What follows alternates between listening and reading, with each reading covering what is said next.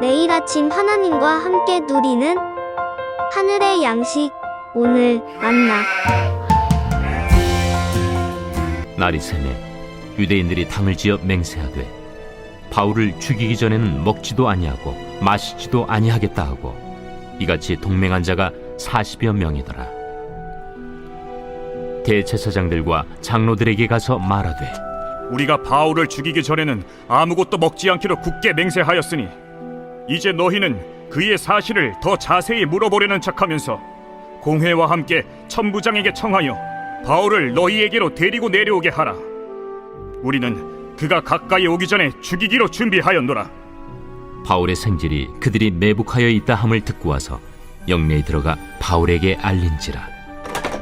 바울이 한 백부장을 청하여 이르되 이 청년을 천부장에게로 인도하라. 그에게 무슨 할 말이 있다. 천부장에게로 데리고 가서 죄수 바울이 나를 불러 이 청년이 당신께 할 말이 있다 하여 데리고 가기를 청하더이다. 천부장이 그의 손을 잡고 물러가서 조용히 묻되 내게 할 말이 무엇이냐? 유대인들이 공모하기를 그들이 바울에 대하여 더 자세한 것을 묻기 위함이라 하고 내일 그를 데리고 공회로 내려오기를 당신께 청하자 하였으니 당신은 그들의 청함을 따르지 마옵소서. 그들 중에서 바울을 죽이기 전에는 먹지도 않고 마시지도 않기로 맹세한 자 40여 명이 그를 죽이려고 숨어서 지금 다 준비하고 당신의 허락만 기다리나이다. 이에 천부장이 청년을 보내며 경계하되 이 일을 내게 알렸다고 아무에게도 이르지 말라.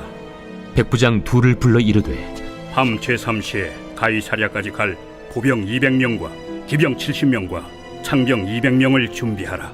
또 바울을 태워 총독 벨릭스에게로 무사히 보내기 위하여 짐승을 준비하라 명하며 또 이 아래와 같이 편지하니 일렀으되 글라우디오 루시아는 총독 벨릭스가 갖게 문안하나이다.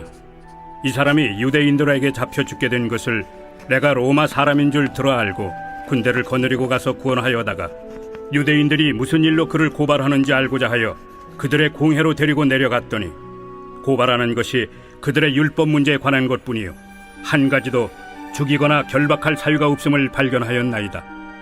그러나 이 사람을 해하려는 간계가 있다고 누가 내게 알려주기로 곧 당신께로 보내며 또 고발하는 사람들도 당신 앞에서 그에 대하여 말하라 하였나이다. 보병이 명을 받은 대로 밤에 바울을 데리고 안디바드리에 이르러 이튿날 기병으로 바울을 호송하게 하고 영내로 돌아가니라. 그들이 가이사랴에 들어가서 편지를 총독에게 드리고 바울을 그 앞에 세우니 총독이 읽고 바울더러 어느 영지 사람이냐 물어 길리기아 사람인 줄 알고 이르되 너를 고발하는 사람들이 오거든 네 말을 들으리라 하고 헤롯 궁에 그를 지키라 명하니라. 바울을 처벌하기 위해 많은 종교 지도자들이 모였습니다. 하지만 결국 하나님의 도우심으로 흥분하지 않은 바울이 승리하며 마무리되어집니다. 그런데 이렇게 물러설 유대인들이 아니죠. 12절 날이 새매 유대인들이 당을 지어 맹세하되 바울을 죽이기 전에는 먹지도 아니하고 마시지도 아니하겠다 하고 독이 오를 대로 오른 유대인들은 예수님을 죽일 때와 같이 바울을 죽이고자 당을 지어 맹세까지 합니다. 이제 이들에겐 옳고 그름은 중요하지 않습니다. 자신들의 마음에 상처가 생겼기에 그것들을 갚아주어야 하는 것이죠. 한 대 맞았다고 죽음으로 갚아주려 하는 것입니다. 그래서 치밀한 계획을 세우죠. 이때부터 성경의 이야기보다는 잘 만들어진 첩보 영화 같다는 생각이 듭니다. 그만큼 읽는 독자로 하여금 긴장을 고조시키는 장면이 나타납니다. 15절 말씀입니다.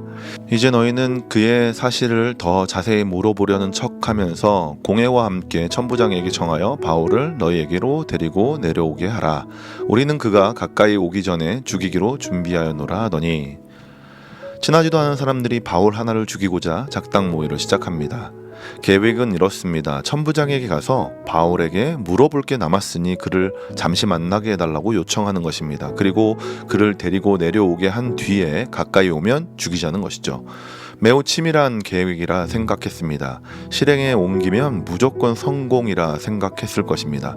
남 죽이기에 능통한 자들이기에 성공은 확실해 보였습니다. 하지만 세상은 원하는 대로 돌아가지 않죠. 그들의 이야기를 누가 듣고 있습니까? 16절입니다. 바울의 생질이 그들이 매복하여 있다함을 듣고 와서 영내에 들어가 바울에게 알린지라. 바울의 생질, 바울의 조카가 그들의 이야기를 듣고 있었습니다. 이것을 보고 있으면 하나님은 자신이 세운 계획을 위해서 그 계획을 돕는 자들을 곳곳에 잘 세워두셨다는 생각이 듭니다. 우리의 삶에도 주님이 통치하시는, 주님이 주인 되시는 삶을 살 수 있도록 여러 사람들을 붙여주셨습니다. 우리가 위험에 처해 있을 때마다 우리를 위해서 기도하며 돕는 여러 사람들이 있지 않습니까? 이들이 바로 주님이 보내신 바울의 조카와 같은 사람들일 것입니다. 이렇게 자신을 죽인다는 소리를 듣게 된 바울은 급히 자신의 조카를 백부장에게 보냅니다. 그리고 그 백부장을 통해서 천부장을 만나려 하는 것이죠. 결국 천부장을 만나 바울의 이야기를 전달합니다. 20절 21절입니다. 대답하되 유대인들이 공모하기를 그들이 바울에 대하여 더 자세한 것을 묻기 위함이라 하고 내일 그를 데리고 공회로 내려오기를 당신께 청하자 하였으니 당신은 그들의 청함을 따르지 마옵소서. 그들 중에서 바울을 죽이기 전에는 먹지도 않고 마시지도 않기로 맹세한 자 40여 명이 그를 죽이려고 숨어서 지금 다 준비하고 당신의 허락만 기다리나이다 하니. 지금 긴급한 상황을 설명하고 어떻게 하면 좋을지도 말해줍니다. 그 이야기를 들은 천부장은 군대를 조직합니다. 보병 200명, 기병 70명, 창병 200명 이렇게 많은 사람들을 모으죠. 왜요? 로마 시민권자 바울 하나를 호위하기 위해서입니다. 정말 대단하지 않습니까? 유대인들은 바울을 죽이려 혈안이 되어 있습니다. 왜요? 자신들을 조롱하고 율법적 해석이 자신들과 다르기 때문이죠. 그런데 정치 권력가들, 그러니까 백부장, 천부장, 총독, 유대인들보다 권력의 위에 있는 자들은 바울 하나를 지키려 애를 쓰고 있다는 것입니다. 이 모든 것이 가능한 이유가 무엇입니까? 바로 시민권자이기 때문에 그렇습니다. 이 시민권을 가졌기에 보호를 받고 안전을 누리는 것입니다. 그럼 여기서 쉬운 질문을 드립니다. 하늘의 시민권을 가진 우리는 어떻습니까? 말하지 않아도 너무나도 잘 아는 내용입니다. 하늘의 시민권을 가진 자로서 하늘의 보호를 받는 것이죠. 사실 바울은 로마 시민권이 있어서 보호를 받은 것이 아닙니다. 그보다 앞선 하늘의 시민권자였기에 보호를 받고 은혜를 입은 것입니다. 우리도 마찬가지입니다. 빌립보서 3장 20절에서 21절 이렇게 말합니다. 그러나 우리의 시민권은 하늘에 있는지라 거기로부터 구원하는 자 곧 예수 그리스도를 기다리노니 그는 만물을 자기에게 복종하게 하실 수 있는 자의 역사로 우리의 낮은 몸을 자기 영광의 몸의 형체와 같이 변하게 하시리라. 우리도 하늘의 시민권자로서 예수 그리스도와 같이 해주신다는 것입니다. 이보다 큰 혜택이 없습니다. 단지 예수 그리스도를 구주로 영접하고 그분을 믿음으로 우리도 마지막 때에 부활하여 하나님의 영광 가운데 함께 해주신다는 것을 믿는 믿음으로 큰 혜택을 누리게 되었다는 것입니다. 자, 그런데 이 사실을 모르고 있는 사람이 있습니까? 교회에 좀만 다니면 누구나 알 수 있는 내용입니다. 그런데 그 시민권의 혜택을 누리는 사람들은 별로 없습니다. 왜요? 자신에게 그 혜택이 있는지 모르기 때문입니다. 저는 통신사 VIP 회원입니다. 그래서 해마다 12만 포인트를 받습니다. 그런데 해마다 이 포인트를 다 사용하지 못합니다. 이유는 이 포인트를 사용하는 사용처를 모르기 때문입니다. 가끔 공짜 커피를 마시는 정도가 다입니다. 포인트도 돈으로 여기는 요즘 12만 원이 저에게 주어졌는데 1년 동안 그 돈을 사용하지 못하고 버린다는 것이죠. 저는 우리의 신앙이 이와 같다고 생각이 듭니다. 분명 혜택이 있는데 몰라서 누리지는 못하는 것입니다. 알았다 하더라도 어디에서 사용하는지 모르는 것입니다. 이와 같이 신앙생활을 하면서 하늘의 시민권이 있어도 하나도 누리지 못하고 한 해 두 해 그냥 지나치는 사람들이 많이 있습니다. 하늘의 시민권이 있으면 삶 속에서 은혜를 누릴 수 있습니다.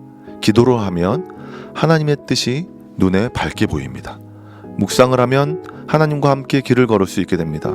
어려움 중 하나님이 길을 열어주십니다. 두려움 중에 주님이 우리를 안아주심을 경험할 수 있게 됩니다.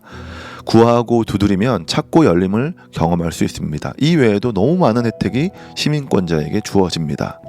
사랑하는 성도 여러분, 이 모든 혜택을 누리시길 소망합니다.